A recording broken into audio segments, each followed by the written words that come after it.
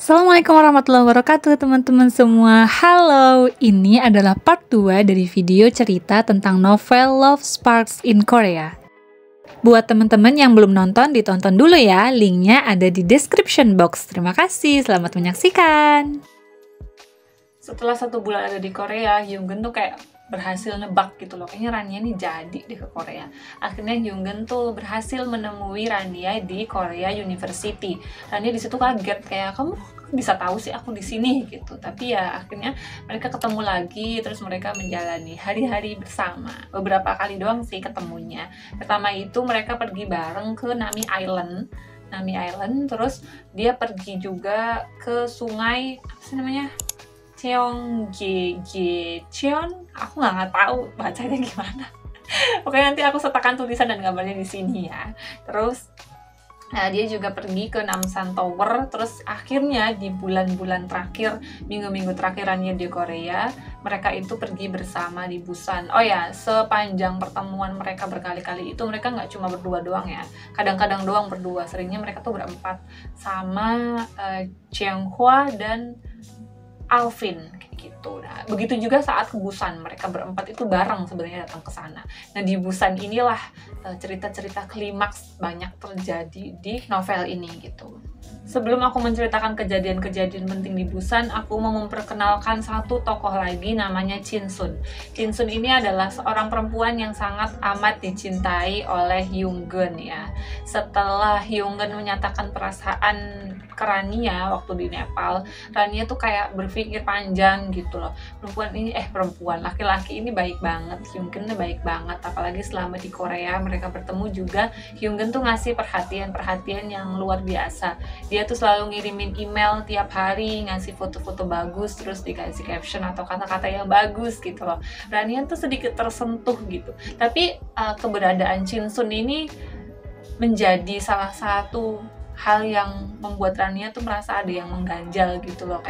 Kayaknya Hyungun nih udah punya perempuan yang spesial deh gitu. Bahkan di kamar Hyungun itu banyak banget ditempel foto-foto Chin-sun gitu. Akhirnya Rania tuh ragu, ini beneran gak sih cowok ini tuh suka sama aku gitu, kata Rania gitu. Terus juga Rania tuh ragu lagi karena sepertinya Hyungun ini bukan muslim ya, bukan seorang muslim ya, dari penampilannya yang rambut gondrong kayak gitu, pakaian gak rapi kayak gitu, dia tuh ragu banget gitu. Next, kita lanjut bercerita tentang perjalanan Rania di Busan ya, tempat-tempat yang dia kunjungi. Yang pertama itu ada namanya Masjid Al-Fatah. Awalnya Rania ini pergi ke Masjid Al-Fatah itu sendirian, berdua naik keretanya sama Hyungun. Kata Hyungun, Rania kamu tasnya sepertinya berat sekali, sini aku bawain. Rania sebenarnya awalnya nggak mau, tapi memaksa Hyungunnya tuh, akhirnya dibawain sama Hyungun. Masuk ke kereta, ditaruh di atas tempat kursi gitu loh, apa sih namanya, aduh aku lupa, pokoknya taruh di situ. Pas keluar dari kereta, si tas itu tertinggal di kereta. Akhirnya Hyungun tuh menuju pusat informasi untuk mengamankan tas tersebut, yang kemudian dia ambil di stasiun selanjutnya. Nah, di stasiun itu, di pemberhentian itu, Rania nunggu sendirian. Alvin dan Jeonghwa yang mendengar kabar musibah itu akhirnya datang ke Rania, menemani Rania gitu. Tapi Jeonghwa di situ tuh ngomel-ngomel banyak banget, karena ya Jeonghwa itu sebenarnya suka juga sama Hyungun sejak beberapa tahun yang lalu, tapi Hyungun tuh nggak pernah ngebales perasaan itu gitu loh. Jadi Jeonghwa tuh bilang kalau Rania tuh membawa sial ketika mereka pergi bareng, atau Hyungun sama Rania tuh pergi bareng, Rania tuh selalu menyusahkan Hyungun, termasuk saat tasnya itu tertinggal di kereta gitu loh. Jeonghwa itu bilang Rania itu teledor, padahal Rania tuh pengen banget ngejelasin kalau tas tertinggal itu sebenarnya bukan gara-gara dia, tapi gara-gara Hyungun gitu. Tapi orang lagi marah-marah, dijelasin mau seberapa benernya juga susah gitu. Jadi Rania memilih untuk diam. Tapi diamnya itu membuat Jeonghwa tuh benar-benar semena-mena. Dia tuh mengatakan hal-hal yang harusnya tidak perlu dilakukan ya.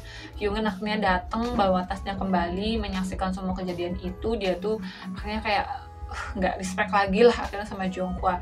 Nah, di depan Jeonghwa akhirnya dia menyatakan perasaan lagi ke Rania. Dia bilang dia tuh suka dan serius ke Rania. Jeonghwa yang cemburu dan marah pergi, terus dikejar sama Alvin gitu.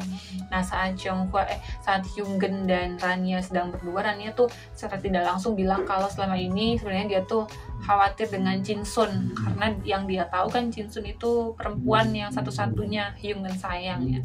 Akhirnya Hyungun memutuskan untuk memperkenalkan Rania kepada Jinsun. Jadi Hyungun pergilah ke tempat tinggal Jinsun gitu.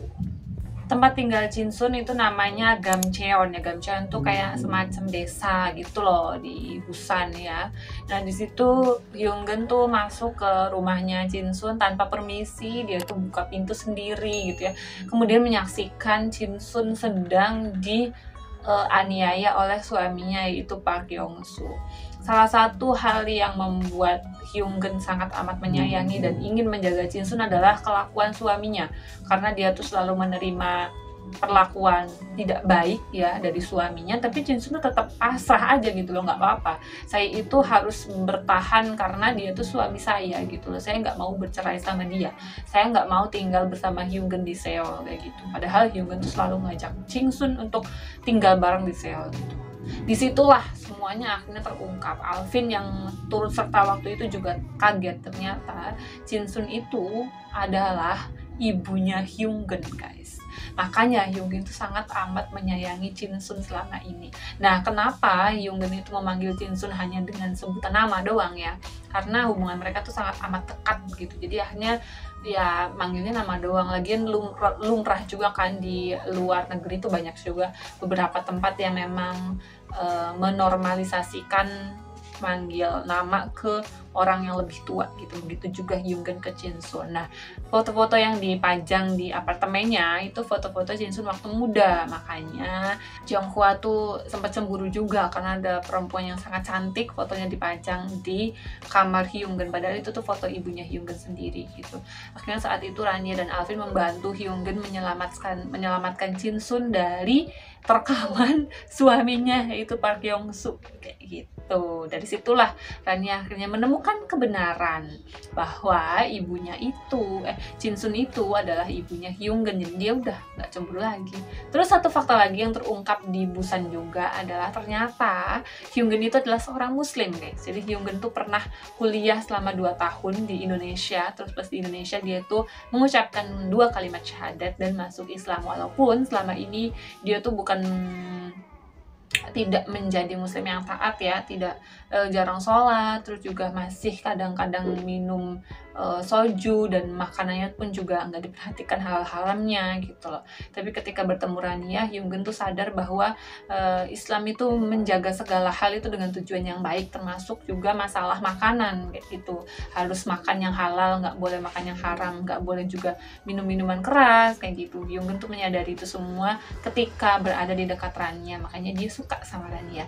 Dan karena 2 fakta itu sudah terungkap, Jinsun itu adalah ibunya dan Hyungun juga Islam, Rania jadi kayak, ya Allah, apakah ini adalah sebuah petunjuk gitu ya, bahwa Hyungun itu adalah laki-laki terbaik yang dikirim Allah untuk dia gitu loh. Rania tuh akhirnya agak lebih yakin lagi gitu. Kita pindah tokoh dulu dari Hyungun ke Ilhan ya. Dari tadi kan kita nggak bahas Ilhan sama sekali nih. Saat Rania pergi ke Korea, Ilhan tuh kayak merasa kehilangan gitu loh di Korea selama 6 bulan, gak dapat kabar sama sekali. Email Ilhan gak pernah dibalas sama Rania juga gak pernah email balik. Terus juga orang tuanya juga gak ngasih kabar sama sekali sama Ilhan tentang Rania gitu. Akhirnya keluarga Rania tuh bilang kalau itu loh Ilhannya nyariin kayak gitu, kamu cobalah kirimin postcard ke Ilhan gitu. Akhirnya Rania tuh nurut kirim postcard ke Ilhan. Nah, tapi Ilhan kan ya orang suka ya, dikasih postcard aja udah happy banget guys. Sedangkan di situ tulisannya tuh Rania bilang gini, terbanglah ke sini gitu, cobalah gitu, beranikan terbang ke sini ke Korea adalah negara yang indah segala macem. Dan kebetulan juga si Ilhannya tuh ada keperluan bisnis di Korea, jadi akhirnya dia memberanikan lah terbang ke Korea untuk menemui Rania juga. Rania tuh kaget, akhirnya dia berani nih gitu. ini tuh kayak agak salah paham gitu ya. Ilhan tuh ngerasa kalau Rania tuh nyuruh dia datang, padahal Rania tuh bilang kayak gitu tuh iseng doang gitu loh. Tapi ya ketika Ilhan mau datang beneran, ya udah, dia bersyukur aja bahwa temennya akhirnya berani untuk naik pesawat melawan segala trauma yang pernah terjadi di masa lalu gitu ya. Akhirnya Rania tuh janji ke Ilhan kalau dia akan menemui Ilhan di stasiun Busan gitu, datanglah ke sini gitu. Jadi setelah naik pesawat berjam-jam, Ilhan juga naik kereta berjam-jam ke Busan. Tapi karena kejadian si Shin Sun ini yang masuk rumah sakit gara-gara dianiaya suaminya ya, Rania tuh lupa kalau ada janji sama Ilhan gitu. Akhirnya Rania tuh pamit ke Hyungen sama Alvin kalau dia mau menemui temannya dari Indonesia bernama Ilhan. Nah, di situ Hyungen cemburu lah, siapa nih Ilhan nih, siapa nih gitu kan. Singkat cerita, Rania akhirnya berhasil menemui Ilhan dan Ilhan memaafkan. Ya udah Rania nggak apa-apa gitu, walaupun aku udah nunggu lama banget di penginapan kamu gitu ya, tapi ya nggak apa-apa. Mereka makan malam bersama, terus Rania dikasih hadiah ulang tahun karena 2 hari lagi Rania ulang tahunnya, dikasih hadiah sama Ilhan berupa kamera gitu. Rania seneng banget, walaupun awalnya nolak, tapi Ilhan maksa untuk nerima. Ya udah, diterima sama Rania gitu. Nah, rencana awalnya itu kan Rania, Alvin, Jeonghwa, dan Hyungen itu kan pengen pergi jalan-jalan ke Busan tuh bareng-barengnya berempat. Tapi karena ada kejadian Shin-sun yang kayak gini, Hyungen tuh terpaksa untuk menjaga Shin-sun di rumah sakit gitu. Akhirnya keesokan harinya Rania tetap jalan-jalannya berempat, tapi Hyungen-nya itu digantikan sama Ilhan. Tapi sepanjang perjalanan, Hyungen itu selalu menemani Rania lewat voice note. Jadi setiap tempat-tempat yang dikunjungi oleh Rania itu dijelaskan detail tentang sejarahnya, tentang detail tempatnya yang bagus untuk dipotret yang mana aja gitu. Hyungen tuh jelasin semuanya itu lewat voice note. Nah, tempat pertama yang dikunjungi itu namanya namanya Kuil Biomeosa. Ini sorry banget ya, aku nggak tahu cara bacanya kayak gimana. Terus yang kedua itu ada Pulau Dongbaek, tepatnya di Nurimaru APEC House. Terus tempat ketiga itu ada Taman Tajongdae. Nah, Taman Tajongdae ini juga mereka mengunjungi beberapa spot ya. Yang pertama itu ada Pantai Pebble, terus ada Kuil Gumgyeongsa, terus ada Batu Sinseon dan Mangbuseok. Terus yang terakhir itu ada Kuil Taejongsa. Nah, setelah dari Taman Taejongdae ini, mereka rencananya mau menjenguk Shin-sun, tapi nggak jadi karena destinasi terakhirnya itu Hwangryongsan. Nah, di Hwangryongsan ini ada festival kembang api yang benar-benar ditunggu-tunggu sama Rania gitu loh. Jadi kalau misalkan nunggu Shin-sun dulu, nanti nggak akan sempat kesini untuk menyaksikan festival kembang api. Jadi kata Hyungen, udah nggak usah kesini lagi, nanti aja gitu, bilang ke Alvin. Terus Alvin setuju, semua juga setuju. Akhirnya langsunglah ke Hwangryongsan. Nah, disitulah klimaks ceritanya terjadi, guys. Saat itu dari 4 orang rombongan ini terpisah lagi-lagi. Jeonghwa itu bersama Alvin. Sorry ya guys, berisik, mau ada acara di luar jadi kayak banyak banget yang lewat. Dari keempat rombongan itu mereka semua terpisah. Jadi Alvin bersama Jeonghwa, terus Rania bersama Ilhan. Nah, momen terpisahnya mereka itu dimanfaatkan banget sama Ilhan yang memang sudah berniat melamar Rania sejak dari Indonesia ya. Di situ Ilhan ngelamar Rania di atas bukit ya, sebelum menyaksikan festival kembang api. Ketika Ilhan melamar Rania, Rania tuh akhirnya mengungkapkan semua kekhawatirannya selama ini kenapa dia tidak mau menikah. Jadi seperti yang aku ceritakan di awal, Rania itu sakit-sakitan dari kecil, dan dulu dokter itu pernah ngasih disclaimer ke Rania. bahwa sepertinya Rania itu tidak akan bisa memiliki anak. Nah, itulah salah satu hal yang membuat Rania tuh ragu mau menikah gitu. Terlebih saat Ilhan ngelamar dia, karena Ilhan itu adalah anak satu-satunya ya, tunggal, yang hanya tinggal bersama ayahnya. Ayahnya juga bilang ke Ilhan kalau dia tuh berharap banget Ilhan tuh ngasih cucu gitu. Jadi kalau Ilhan maksa menikah sama Rania, ada kemungkinan dia nggak bisa ngasih cucu ke ayahnya gitu. Akhirnya Ilhan yang ragu pergi meninggalkan Rania. Nah, saat itulah Hyungen datang menemui Rania untuk juga melamar Rania kayak gitu. Hyungen saat itu bilang, saya tahu saya ini bukan muslim yang taat, tapi semenjak ketemu kamu, saya tuh sadar bahwa saya ini salah, saya itu ingin memperbaiki kualitas iman saya, ibadah saya kepada Allah gitu. Dan saya juga siap menjadi imam terbaik buat kamu, katanya gitu. Terus akhirnya Rania juga cerita ke Hyungen gitu, tentang sakitnya dia yang nggak bisa punya anak itu gitu. Tapi Hyungen ternyata nggak keberatan sama sekali. Saya tuh hanya ingin hidup bahagia sama kamu, dan saya yakin saya bisa membahagiakan kamu. Saya juga yakin saya bisa menemani perjalanan kamu nantinya, traveling segala macem gitu. Dan singkat cerita, endingnya adalah Hyungen dan Rania itu bersatu ya guys. Jadi kayaknya ya, menurut prediksiku dari kata-kata terakhirnya itu, Rania akan mengajak Hyungen ke Indonesia untuk bertemu dengan keluarganya kayak gitu. So ya, itu adalah cerita dari novel Love Spark in Korea yang bisa aku ceritakan sesingkat yang aku bisa ya. Walaupun ini aku bilang singkat, tapi pasti ini durasinya panjang banget. Aku nggak tahu akan berapa menit. Maaf ya guys, kan terlalu panjang, tapi semoga kalian enjoy mendengarkannya gitu. Ada banyak sekali tempat yang dijelajahi Rania di novel ini, tapi tidak aku ceritakan di sini. Seperti biasa, aku akan menyertakan foto-fotonya di belakang video ini saja. Karena kalau diceritain semua secara detail, durasinya makin panjang ya teman-teman ya. Terus sekarang kayaknya suasananya udah nggak kondusif lagi, aku nggak bisa ngelanjutin take video ya. Jadi untuk quotes-quotesnya juga ini banyak banget. Jadi di novel ini tuh terutama untuk umat muslim ya, di novel ini tuh juga dibahas tentang poligami, dibahas juga tentang seorang istri yang punya penghasilan lebih besar daripada suami itu kayak gimana. Terus dibahas juga tentang cemburu ya, segala macam lah, banyak sekali gitu. Pembahasan-pembahasan Islam yang mungkin seringkali kita temui atau kita tanyakan dalam kehidupan sehari-hari kayak gitu. Jadi worth it banget untuk dibaca.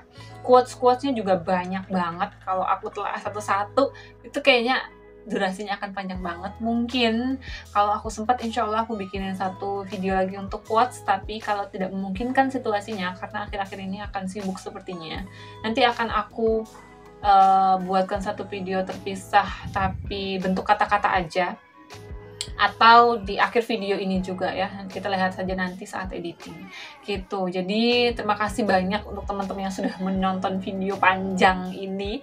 Next akan aku ceritakan novel yang lainnya. Setiap aku bikin video tuh aku selalu berusaha untuk bercerita sesingkat mungkin ya teman-teman. Jadi walaupun durasinya panjang, percayalah ada banyak sekali hal yang tidak aku ungkapkan dari buku ini gitu. Jadi buat teman-teman yang mau tahu detail apa aja yang nggak aku ceritain, itu silahkan beli aja bukunya, cari di online shop, di e-commerce, atau di Gramedia Store gitu. Bukunya yang original ya. Ingat, jangan beli buku bajakan, belilah buku yang original, yang asli, supaya nggak cepat rusak juga, terus juga supaya bisa lebih bermanfaat apa yang kita baca kayak gitu. Jangan lupa subscribe juga untuk teman-teman yang belum subscribe, please banget subscribe, klik dong kok guys, klik gratis, nggak ada ruginya sama sekali, dan semoga dapat pahala karena menyenangkan hati aku. Terus juga aktifin loncengnya supaya kalau aku upload video baru ada notifikasi di HP teman-teman. Jangan lupa juga untuk share video ini ke semua teman-teman yang lain kalau dirasa video ini bermanfaat ya. Terima kasih untuk teman-teman yang sudah menonton video panjang ini. Kurang dan lebihnya mohon maaf. Kalau misalkan ada kritik, saran, atau request buku atau request audiobook, sertakan di kolom komentar di bawah ini ya. Dan jangan lupa untuk dengerin audiobooknya juga, aku sudah buat videonya satu ya tentang novel Jilbab Traveler ini, oke? Terima kasih untuk teman-teman yang sudah menonton. Wassalamualaikum warahmatullahi wabarakatuh.